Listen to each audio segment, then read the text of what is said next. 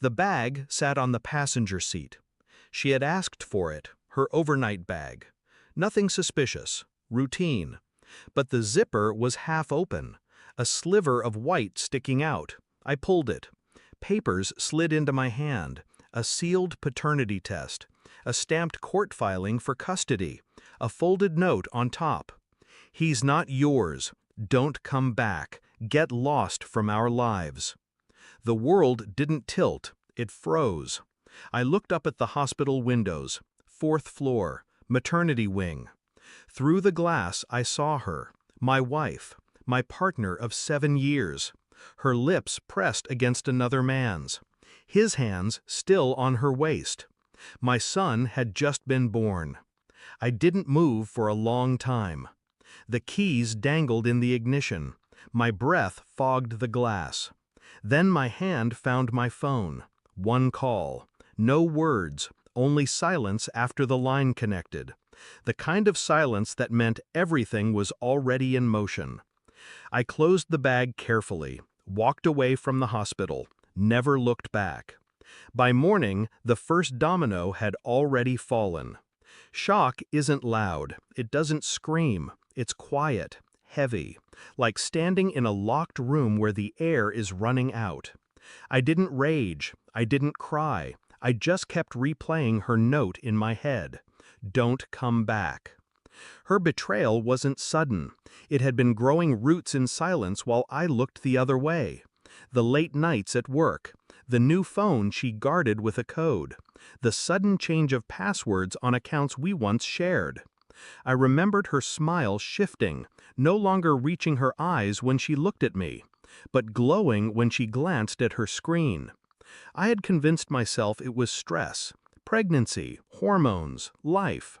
But the truth had been there, carved beneath the surface, and now it was undeniable.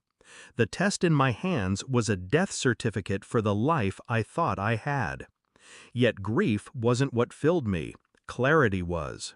She had built a house of lies, brick by brick, assuming I'd never see the blueprint. But she forgot I was always watching, always listening, and once I knew, I never let go. I moved methodically. First, I traced the lawyer's name on the custody filing. A man I'd met once at a holiday party, too friendly, too present. He specialized in family law. His signature was at the bottom of the document meant to erase me. Next, her phone, a simple clone of her SIM, made through a contact in IT.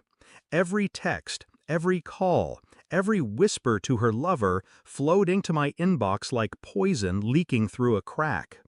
I pieced the puzzle together.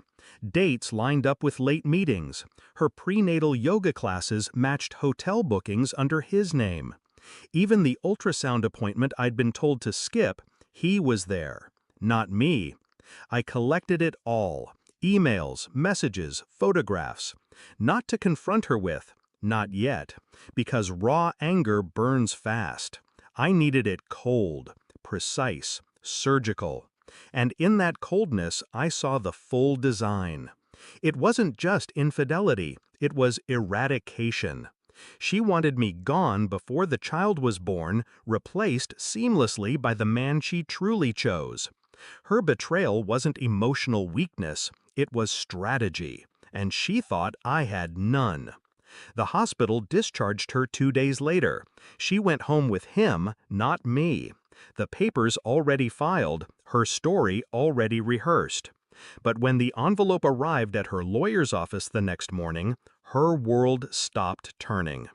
Inside, her messages, her pictures, bank transfers she thought I'd never notice, a timeline that bled truth onto every page.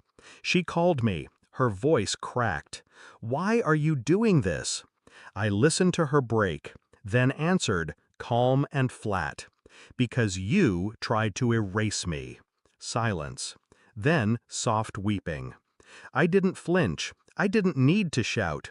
Truth, stripped bare, is louder than rage. 5. Cold confrontation, revenge moment.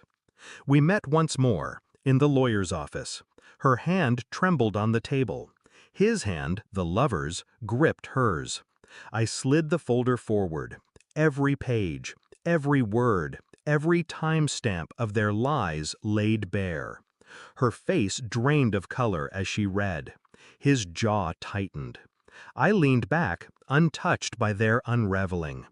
"You built a future without me," I said. "Now you can live in it, alone." Her lawyer cleared his throat, fumbling.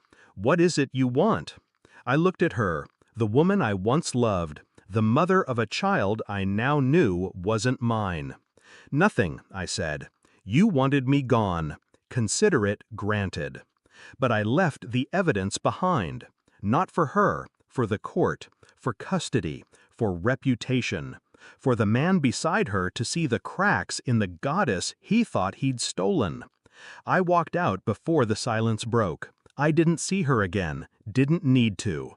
The child wasn't mine, but the destruction she birthed belonged entirely to her. She thought betrayal gave her power. She thought deception secured her future.